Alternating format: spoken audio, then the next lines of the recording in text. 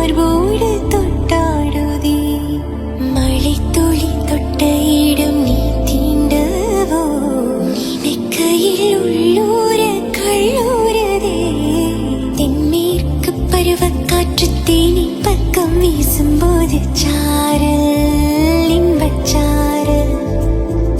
திம்மாங்கு பாடிக்கொண்டு சிலு சிலுவென்று சிந்துதம்மா தூரல் முத்துத்தூரல்.